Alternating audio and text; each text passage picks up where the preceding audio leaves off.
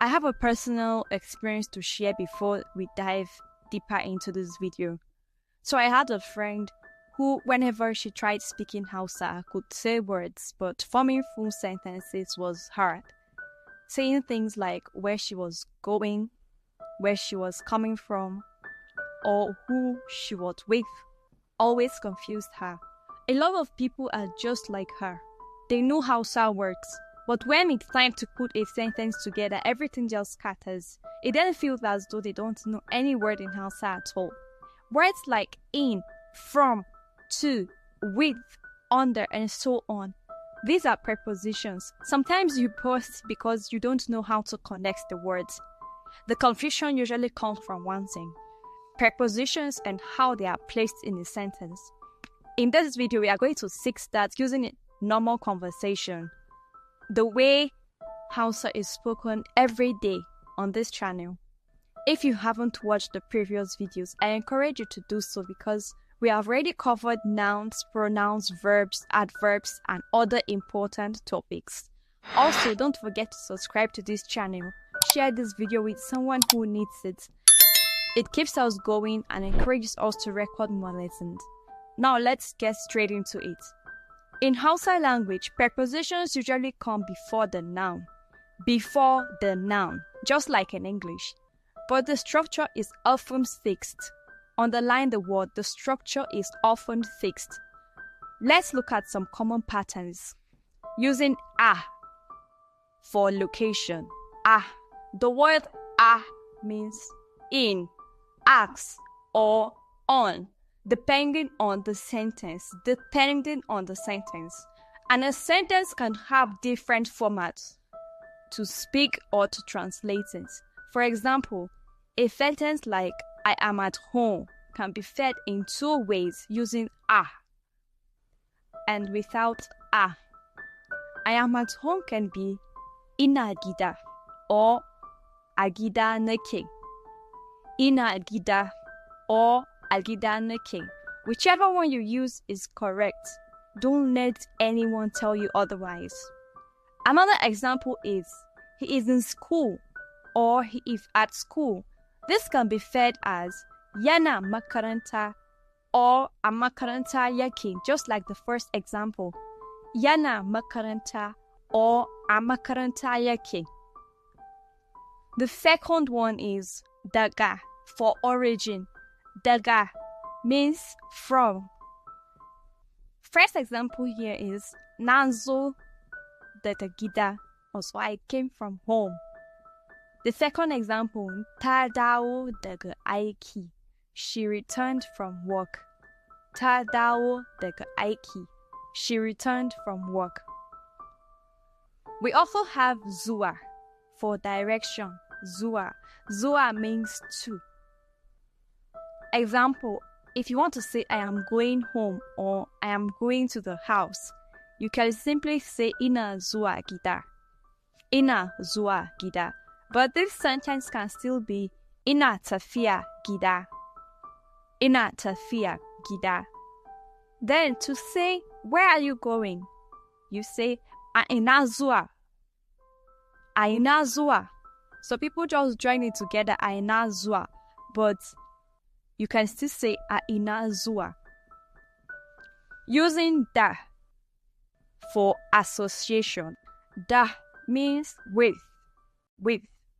Example, na tafi da abokina.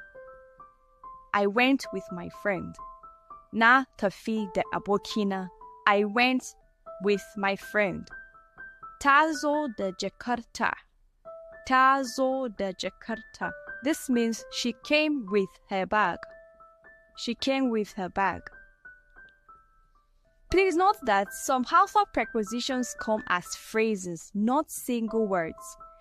Examples like on the table, under the table, in front of the house, behind the house. On the table means akan table. Under the table is akarkashin table.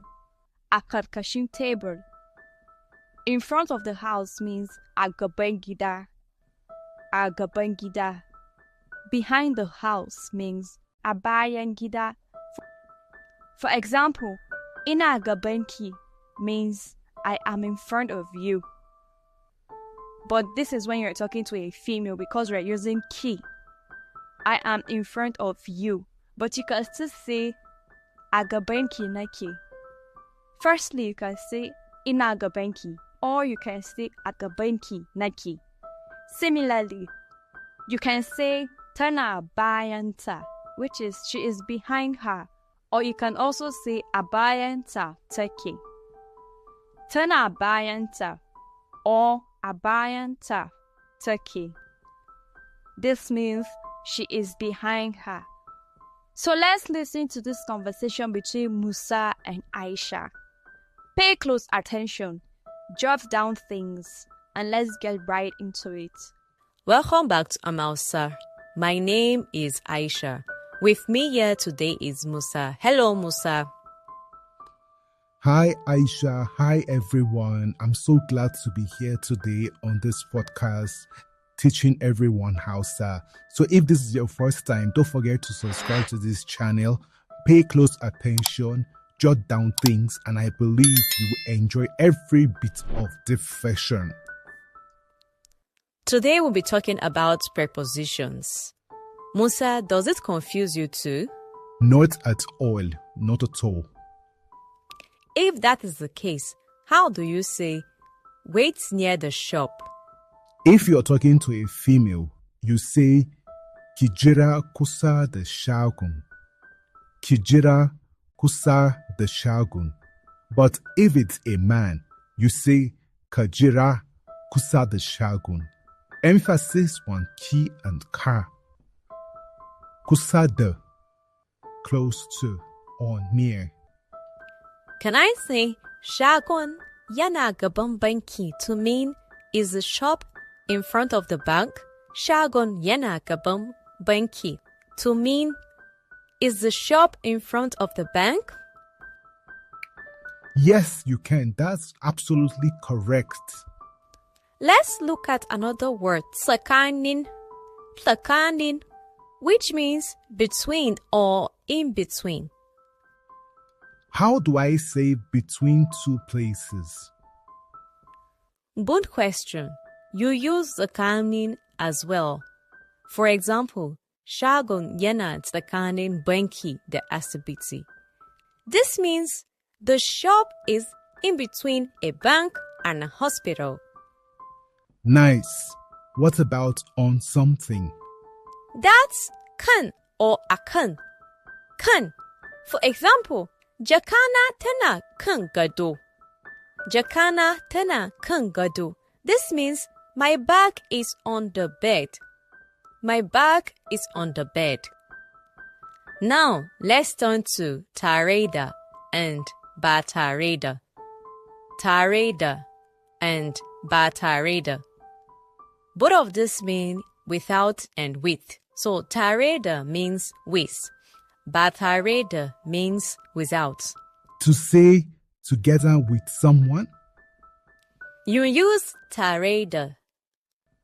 For example, if I were to say zan je kasuwa tare da kai, listen carefully.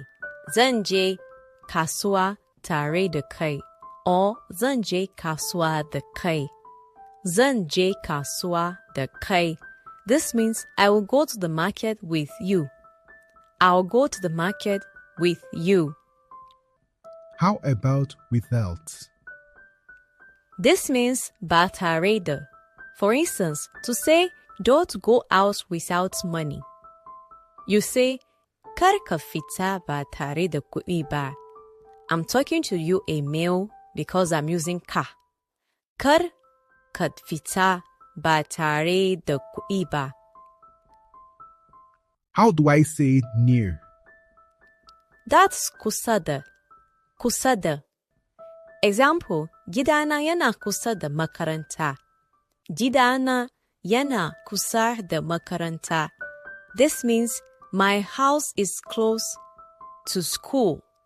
To the school. My house is close to the school. I see. And how about far from? That is nefa da. Nefa da. For example, Kasuwar tana nesa da nan. Kasuwar tana nesa da nan. The market is far from here. Let's look at don, saboda, and domin. They all mean because. That is for something, like because of something. For example, na zo gida saboda kai. Na zo gida saboda kai. This means I came home because of you. Na zo gida saboda kai. I can still say na zo gida don kai. Okay? That's so cool, Aisha. So how do I say therefore? I believe they are not the same. They are not the same, but they share some similarities. Therefore or hence means saboda haka. So because of that. Alright, saboda haka, saboda haka. For example, an yi ruwa saboda haka na makara zuwa aiki. An yi ruwa saboda haka na makara zuwa aiki. This means it rained, hence why I was late for work. So literally, you're just trying to say, it rained, that is why I was late for work. Then how do you say but? You say amma. Amma. If you want to say if, you say idan. Idan. For example, ina son in tafi gida amma ban gama aiki ba. Ina son in tafi gida amma ban gama aiki ba. This means I want to go home, but I am not done with work. This is incredible, Aisha. Exactly. Once you understand how these prepositions connect words, your sentences will flow. Honestly, this will help our learners. Absolutely. Prepositions help you sound clear in Hausa. Practice these lessons and try making your own sentences. If this has helped you, like, subscribe, and share Amausa with someone learning Hausa language. See you in the next video. Bye-bye.